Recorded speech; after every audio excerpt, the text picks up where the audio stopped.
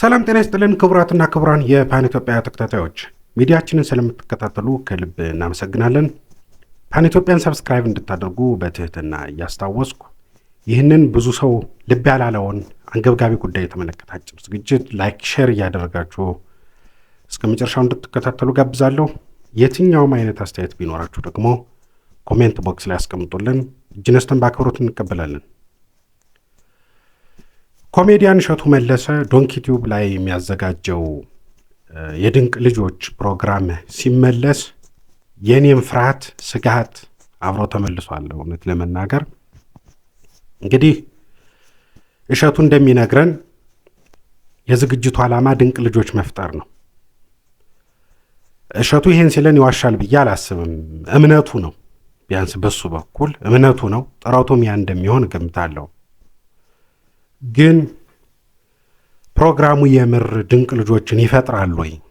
እሸቱ ቢፈልግም ቢጥርም ቢያቅድም ይህ አይነት ፕሮግራም የምር ድንቅ ልጆችን መፍጠር የሚችል ነው ወይ የሚለው ሐሳብ የሚለው ጉዳይ ሊያነጋግር የሚገባ ይመስለኛል። ይህን ሐሳቤን ወደ ሚዲያ እንዳወጣው ብዙ ጊዜ ይዞ የቆየሁት ቢሆንም በተለይ አሁን ወደ ሚዲያ እንዳወጣው ለእናንተ እንዳጋራ ያስገደደኝ የገፋኝ ሰሞኑን ዶክተር መስከረም ለቺሳ ከእንዳለ ጌታ ከበደ ጋር ባደረገችው ቆይታ ያነሳችው በጣም ወሳኝ ቁም ነገር ነው። ዶክተር መስከረም በዚህ ቆይታዋ ከአንዲት የ9 ዓመት ልጅ ጋር 3ኛ ክፍል ናት አለች። 1 ሰዓት ከምናምን አካባቢ ነው ያለችው። እንዲያውም ወይ 2 ሰዓት ገደማ ቆይቼ ብዙ ነገር ተናገረች። ብዙ ጻፍኩ። እንዲያውም 35 ፔጅ ምናምን ያለችው ይሆን ነገር ጻፍኩኝ። ግን ልጅቷ ከራሷ ጋር አይደለችም ብላለች። እኔ ሁሌ የማስበው የምጋራው ትክክለኛ ሐሳብ ነው። በነገራችን ላይ ልጆች በልጅነታቸው ፋክት የሚሰበስቡበት ሁሉንም ነገር የሚያሳድጉበት የሚለማመዱበት ጊዜ ነው። በዚህ ጊዜ አደባባይ ማውጣት ልጆችን ድንቅ ነው ዶንኪ ነው የሚያደርጋቸው ብዬ አስባለሁ። በግሌ ዶንኪ ያደርጋቸዋል ብዬ እፈራለሁ። እንደኔ የገጠር ልጆች ካላችሁ ይሄ ሚዲያ ደርሷችሁ የምትከታተሉ ወይም ይህን ዝግጅት የምትከታተሉ አህያ ታውቁ ይሆናል። አህያ በልጅነቱ የአህያ ውርንጫ በጣም ንቁ ደስ የሚል ጎበዝ ነው። ግን በጭነት ብዛት ይደነዝዛል፣ ይደነቁራል። የሰው ልጅም በልጅነቱ የምታዩት ነው። ንጽህናው፣ ንቃቱ፣ ፍላጎቱ፣ ኪዩሪዮሲቲው የተለየ ነው። ሲያድግ በብዙ ነገር ይደነዝዛል። ዋናው አድናቆት ነው። አድናቆት የሰው ልጅ የሚያደነቁር መሳሪያ ነው። በነገራችን ላይ ከትንሽ እስከ ትልቅ የሰው ልጅ በአድናቆት ይደነቁራል። በተለይ እንግዲህ አድናቆቱን መሸከም የማይችል አእምሮ ያለው ሰው ሁሉ ይደነቁራል። ብዙ ገዢዎች፣ ብዙ መሪዎች የሚደነቁሩት በማናሃሎኝነት ብዙ ጉዳት የሚያደርሱት በውሸትና በተሳሳተ አድናቆት ነው። ልጆች ደግሞ ሲደነቁ የእውነትም ቢሆን አይችሉም፣ አቅማቸው አይፈቅድም። እንዲያውም እኛ ባህል እኮ አድናቆት እንዲገደብ በጣም በጣም ያበረታታል። ደስ ከሚለኝ ከምወደው ባህላችን አንዱ ይሄ ነው። አድናቆት በልኩ መሆን አለበት። ሰው ሲደነቅ እንዳይሰራ ይሆናል፣ ይሰንፋል፣ ይረካል፣ ኮንቴንትድ ይሆናል ተብሎ ይታመናል። እውነት ነው። ኮንቴንመንት ያመጣል መደነቅ። እና እሸቱ መለሰ ልጆችን ሲያመጣቸው ድንቅ ልጆች መፍጠር ዓላማችን እንደዚህ ምናምን ይላል። ግን እኔ ዶንኪ ልጆች መፍጠር እንደው ወይም አህያ ልጆች መፍጠር እንደሆነ ነው ማምነው። መሆኑ ደግሞ አይቀርም። እንዳልኩት እሸቱ እንዲህ ያስባል ብዬ አይደለም። እሸቱ መለሰ ጥሩ ሰው ነው። ሀገራዊ ጉዳዮች፣ ማህበራዊ ጉዳዮች ላይ በንቃት የሚሳተፍ ሰው ነው። ግን ይሄ ስራው ዶንኪ ልጆች እንደሚፈጠር እንደው አልጠራጠርም ብል የተጋነነ አይመስለኝም። ይሄ ለየት ያሉ ነቅ ያሉ ልጆች እንደዚህ በሚዲያ ማየት መስማት በእሸቱ መለሰ የተጀመረ አይደለም። ቀድሞ የምናውቀው ነው። ድሮ ገና በሬዲዮ ዘመን ራሱ በፍጥነት ሂሳብ የሚሰሩ በፍጥነት እንዲህ የሚያውቁ እየተባለ አንዳንድ ልጆች እየቆዩም ቢሆን ይቀርቡ ነበር። ያው ያኔ ብዙ ስለማይገኝ ከዛ ትንሽ ጠንከራ አድርገው ዶክተር ሮዳስ ታደሰ ጄቲቪ ኢትዮጵያ ላይ ጄቲቪ የሚባል ቴሌቪዥን ማለት ነው፣ እዛ ላይ ጀምረውት ነበር። በዛ ከቀረቡ ልጆች መካከል አንዱ ቅዱስ በአምላክ የሚባል የኢንተርናሽናል ዳኛ በአምላክ ተሰማ ልጅ ነበር። ዛሬ እውነት ይደርሶ ይሆን ቅዱስ በአምላክ? ይሄ እነዚህ ነገሮችን መፈተሽ ያስፈልጋል። ከዛ በኋላ ነው ውሸቱ የመጣው። በእርግጠኝነት አንዱ መነሻ ይሆነዋል ብዬ የማስበው ለዚህ ፕሮግራም ወደዚህ ዝግጅት እንዲገባ ያደረገው የዶክተር ሮዳስ ታደሰ ዝግጅት ይመስለኛል። እውነት ነው። ኮሜዲያን እሸቱ ይህንን ዝግጅት ከጀመረ ወዲህ በጣም ብዙ ጥሩ ውጤቶች ታይተዋል። እሱ እንደ ስራ እንደ ቢዝነስ ሰርቷል፣ አግኝቷል። ጥሩ ነው፣ መልካም ነው። ብዙ አስደናቂ ህፃናትን አይተናል፣ ጥሩ ነው። ከዛ በላይ ደግሞ የታገዙ የተረዱ ብዙ ልጆች አሉ። ለምሳሌ መንትያ አይነ ስውራን ህፃናቱ ነሄራን በጣም አስደናቂ ልጆች፣ ከነሱ በላይ ደግሞ አስደናቂ እናት ያላቸው፣ እውነት ለመናገር የምትገርም እናት። እኔ ለመጀመሪያ ጊዜ ልጆቹ በእሸቱ መለሰ ፕሮግራም ሲቀርቡ በተጠቀሰው ስልክ እናትየዋን ለማግኘት ቲጂን ለማግኘት ብዙ ጊዜ ሞክሬ ነበር።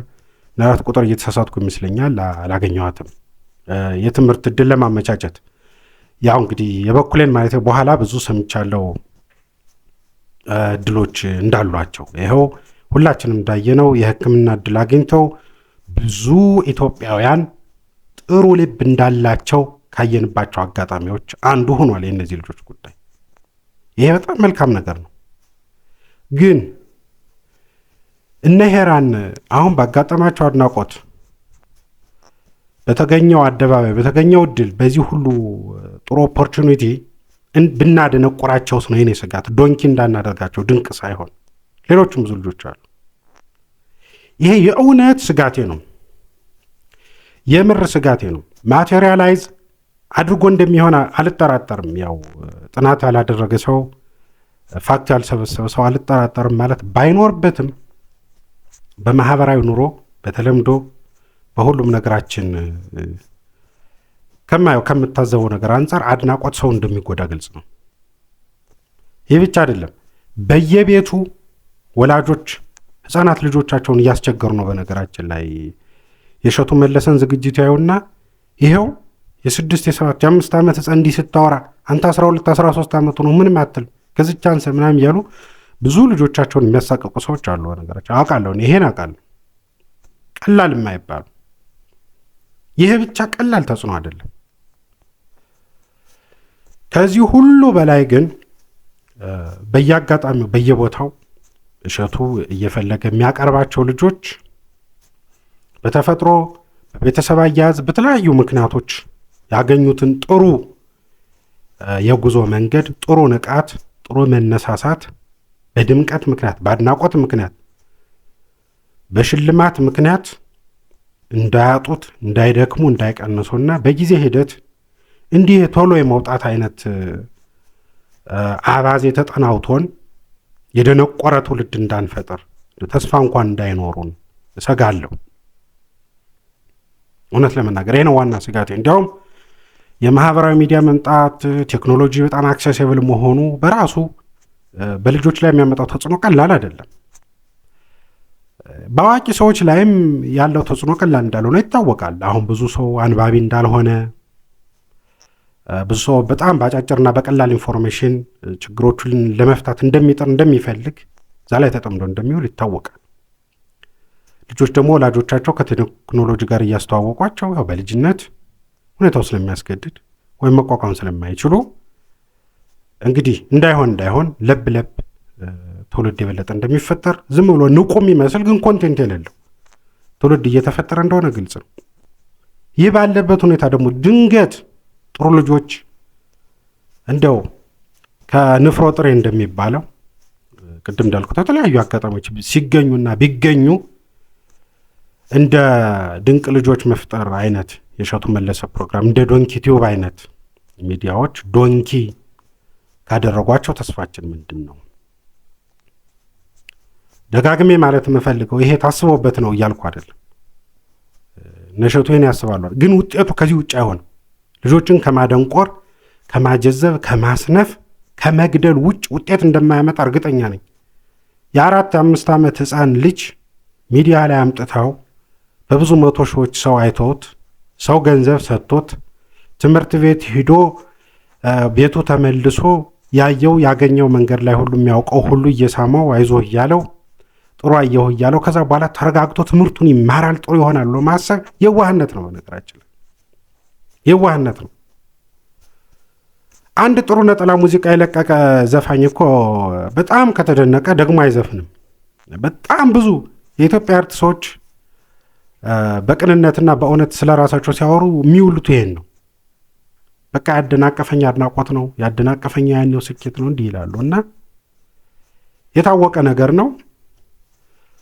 ባህላችንም ይሄን አውቆ ያው በጣም የሚያወግዘው ልጅን ማድነቅ መደነቅ ካለት መጥኖ መደነቅ እንዳለበት ወይም ደግሞ እንዲያውም ቢቻል ክፍተትን በቅንነት መንገርና እንዲሰራ ማበረታታት እንደሚገባ ነው የሚያበረታታ ባህላችን። እና ብዙ ሰው እንደማይገነዘበው እንደማይታዘበው አውቃለሁ። ጉዳቱ ግን ከፍተኛ ነው። እውነት ለመናገር ዝግጅቱን በጣም ተደማጭና ብዙ የሚያየው ስለሆነ ማንሳት አስፈላጊ ስለመሰለኝ ነው የማነሳው እንጂ ከእሸቱ መለሰ ጋር እንደ የተለየ ቅራኔ ወይም የተለየ ሁኔታ ለመፍጠር ወይ እንደተለመደው በሚዲያ እንደዚህ ዘለፋ ወይም መቃረን ምናምን ስለሚለመድ እሱን ለማለት አይደለም። እና ይህ ዝግጅት ደርሷችሁ የምትሰሙ ሁሉ እንድታስቡበት እጋብዛለሁ፣ እንድታመዛዝኑት እውነት ይሄ ነገር እንድትሉ እፈልጋለሁ፣ እጋብዛለሁ። እንግዲህ እሸቱንም ጭምር ከደረሰው ምናልባት እንደሚያመዛዝን እገምታለሁ፣ ተስፋ አድርጋለሁ።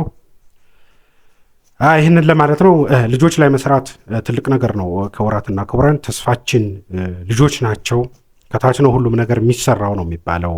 እንግዲህ በአዋቂዎች በዘርፍ አዋቂዎች በስነ ልቦናና በእድገት አካባቢ ያሉ ሰዎች እውነትም ነው ሁሉም ነገር ከታች ከቤት የሚሰራ ነው። ትኩረት ቢደረግ ልጆችን ብዙ ባናደናቀፋቸው መልካም ነው ለማለት ነው። ለሀገር፣ ለሕዝብ፣ ለወገን በማሰብ ነው ይሄን የምለው። ስለተከታተላችሁ ከልብ አመሰግናለሁ። በቀጣይ ጊዜ እስክንገናኝ መልካም ጊዜ